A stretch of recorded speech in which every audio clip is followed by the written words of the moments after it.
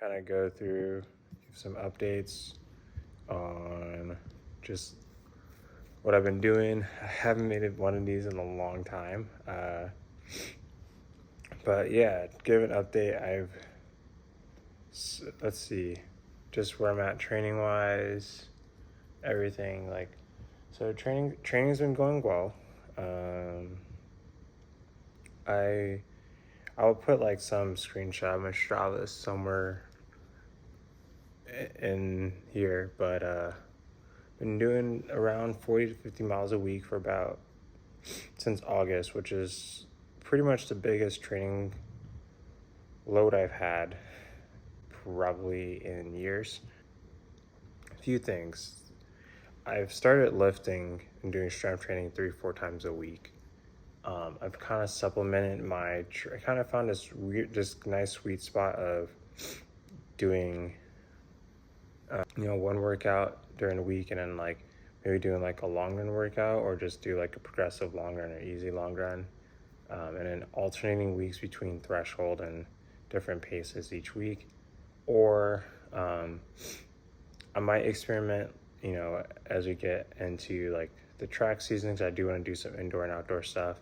I might experiment with doing some threshold and some speed, or maybe combining the two. I don't know. I have to play with it, but right now the one workout a week thing seems to be working the best for me. I've been cross training, so I basically mornings I get up, run, usually 50 minutes to an hour. It's crazy. I put this on a story, but I'll put this here. Like, I think I did like a run walk, like a 10-minute pace. And then like literally like 3 years later, I did an 8-mile progression at like 6:01. 8-mile, it was a steady state. It was like 6:01. I want to call it progression because I started like 6:05, like no warm up, just went right into it. 6:05. My fastest mile was like 5:54, 5:52 or something like that. It was right around 6:01 average. It's new. I've moved in the city now. Did recently get married. So that's been nice. That happened in June. Well, let's think what else happened. I went to Taylor Swift. My now wife and I went.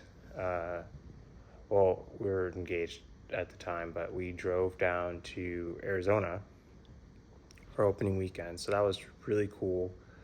Really glad I got to go. It was impulse buy. I actually got the tickets during the pre-sales, but I got lucky. It ended up working out because I spent like $200 on Taylor Swift tickets, and then probably spent like $100 on gas, and then another $200 on the Airbnb, which honestly, like,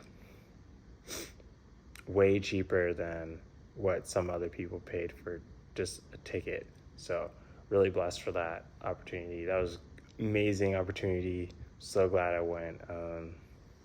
Trying to think what else. Well, honestly, like, I kind of been hurt for most of the year, but this second half of the year I've just been grinding away. I've been really consistent with running. Kind of starting to get a little stiff in my hips a little bit, but I think I got carried away. I'll probably run Thanksgiving, and then I haven't taken time off in a while, so probably take a week or two off from running fully, just devoting it to like cross training, and then probably take a couple weeks, and then we'll probably start up again mid to late December. I think anytime you're training, you want to use periodization, but also want to give your body ample time to rest. And typically, if I were in a college or high school cross country season, right, cross country nationals are this weekend. Which by the title of this video, I'm also going to get into some predictions and stuff and my thoughts on that. But typically after nationals, you would probably take a week or two off from running anyway. Next week I'm doing the Naperville Turkey Trot. So that'll be exciting. It's gonna be the low for that day is 17 degrees, and the high is like 21 or something. So, so I'm not really just thinking about this earlier, where I think that, in races where the weather isn't great, I feel like that is when it's the most fun for me, because I can just get caught up in the competition aspect of it and not really worry about like the racing part of it. In racing, it's always important to just run by feel, run how you're, pay attention to your body, and run smart. With a race like this, that's how I'm gonna race. Especially with the weather, throw times out the window. I'm just gonna go out there and have fun with it. And that's honestly what I'm trying to focus on post collegiately at this point, is just like,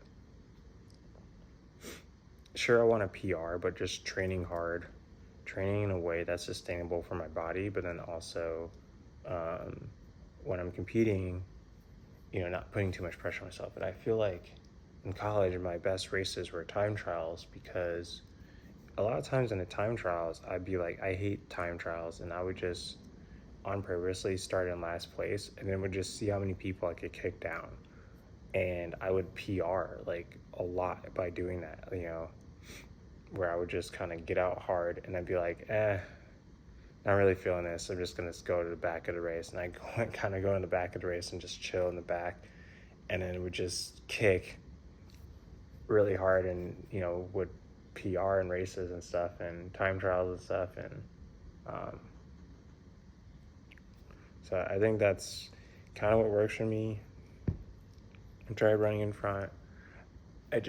Going out really hard just doesn't work for me. So I think I'm just gonna focus on trusting my training, moving up throughout the race. But yeah, I mean, at the same time, do Friday long run. I also started taking more Ncaa. I know this video is not sponsored, but I'm taking some more Ncaa. Taking advantage of getting the Element drink mixes as well. Through my Nameless connection, which hopefully I'll be able to do Shamrock with the team. That'll be exciting, because I've never done Shamrock before. So that'll be exciting. But yeah, I mean, I'm just thinking about morning, because I'm doing my long run tomorrow, because Saturday morning's cross country, which is exciting because North Central, which is where I ran at, is favored to win again, which I knew would happen eventually. It just took some time, had some rebuilding years, but back on top. I really think that it's their race to lose. I think I'm just going to get right into the predictions, because I'm thinking about starting a podcast on here where I just go through running news, D1, D2, D3. I used to write for D3 Glory Days for a little bit. Contribute. I wouldn't say I was ever full time on staff, but I contributed a few articles for them. So, thinking about getting into some newsletters as well for like rankings, doing these type of videos on training, but also just like just talking about running and running news predictions. So I kind of wanted to test it a little bit, see how it goes, but I wanted to just go into like predictions. On a D1 side, like I'm gonna pull up on my computer and do same thing how it is on the men's and women's side. Men's D1 rankings. It's obviously I see. I clicked on regional. Here's nationals. National rankings. NAU 1. Oklahoma State 2, BYU 3, North Carolina 4. North Carolina is an interesting team. North Carolina 4, Texas, and Wisconsin tied for 5th. Honestly, North Carolina is an interesting team because led by, obviously have Parker Wolf and, other guys on the team. But I think Alex Phillip, who It's a D3 JCU transfer from John Carroll. You know, says some D3 rec. You know, I think he's a D3 record holder in the 5K. Don't quote me on that, but multi D3 champion. Uses the last year of eligibility to go to North Carolina, and he's definitely the X factor on that team. I mean, last year, but I think that North Carolina team is sneakily dangerous because I feel like they haven't really raced all the top teams, but I think they could definitely place well. I think Oklahoma State could definitely upset NAU, but I think it's NAU's race to lose on the men's and women's side for that. Here we go. NAU, NC State, BYU, Oklahoma State, Stanford. Your top 5. Oregon women are 9th, notably at 9th. I think that on the women's side, it's going to be a tough battle between Northern Arizona and NC State. I do think Northern Arizona is going to win, but NC State wouldn't surprise me if they won because they just have the experience and they know how to compete at the national level. But NAU's been trending in the right direction, starting the season off ranked 2nd and have steadily just each week you can see they've moved their spread down. Obviously, NC State is going to have a better low stick with Caitlin Tui potentially winning. I do think Caitlin Tui wins at nationals. She's a gamer. I think she wins because she's just a cross-country runner. I just think she wins. That being said, on the men's side, I could see it being a close battle between Nico Young and Kai Robinson. However, I do think Kai Robinson will win. But on the women's side, I wouldn't be surprised if Lee Stearns pulled it off. Honestly, I could see her potentially winning as well on the women's side. I'm going to go through D2 because I don't discriminate. D2 men's cross country. Same schools, School of Mines, Wingate, Grand Valley State, Adams State, East Central Oklahoma, West Texas A&M, Western Colorado, Chico State, and Southern Pacific. Lewis University is ranked 11th. That's crazy. You never thought I'd see them ranked that high, but I do think that Colorado School of Mines will win. I think it's between Grand Valley. I don't think Wingate will come in second. I think Grand Valley State and Adams State. Those programs, they just know how to win. They know how to do well on the day of, and they have great coach. I wouldn't say I have better coaching because I don't know anything about Wingate, but I just know they have good coaching and I know they've been there before. So I think that experience is going to benefit Adams State, and I think Adams State takes 2nd, Grand Valley State takes 3rd. On the women's side, I think it's still Adams State's race to lose. I know Grand Valley State, Adams State have this thing between them. Obviously, Colorado School of Mines would be up there. I think Western Colorado actually podiums. It gets 3rd. I think Western Colorado gets 3rd. I think School of Mines gets 4th. I do think Adams State will win. I think Grand Valley State will get 2nd. I don't really know much about the individual scene on the D2 side of things, right, to be honest, but I know Grand Valley State, Adams State are always, in Colorado School of Mines, and both men's and women's are always going to be great. D3, the fun stuff. NYU, Carleton, SUNY Geneseo, Wartburg, Chicago. Okay. This race is wide open. If you look at the rankings, NYU was ranked 18th going into the season. Now they're ranked number 1, which is insane. These rankings are all over the place. Geneseo started the season ranked 7th. Wartburg started the season ranked 1st. Chicago started the season ranked 2nd. SUNY Geneseo started the season ranked 7th. Carleton started ranked 5th. But those are your teams to make up the top 5. Honestly, I think this women's race is wide open because MIT, Williams, Johns Hopkins all started ranked higher than most of those teams, and now they're below them. I don't know how that works. Yeah, I think the women's race is wide open. I do think that experience is going to come into play, and that's why Johns Hopkins is ranked 9th. I don't see them not. I have a hard time seeing Johns Hopkins not being top 5. Like, I just don't see it. I feel like SUNY GSCO is gonna, SUNY GSCO or Wartburg are gonna choke. Wartburg is notorious for choking at nationals. Sorry guys, that's just how it is at Wartburg. They always choke. I think Wartburg doesn't podium. I think Johns Hopkins gets 4th. I think Chicago gets 4th. I think Johns Hopkins podium gets 4th. I think Geneseo doesn't podium. I think it's gonna go. Dang. I think Carleton wins. I'm gonna say NYU gets 2nd. I'm gonna say that Johns Hopkins, even though they're ranked 9th, I think they're gonna get 3rd. And I'm gonna say Chicago gets 4th. That's gonna be my top 4. That's crazy to say, but I mean, you look at these rankings, all these teams have gone all over the place. So many teams have gone from not being ranked to being ranked, which is insane. So yeah, this team race, I think the women's D3 race is going to be the most exciting race of the weekend because the rankings are chaotic. On the men's side, it's North Central's race to lose.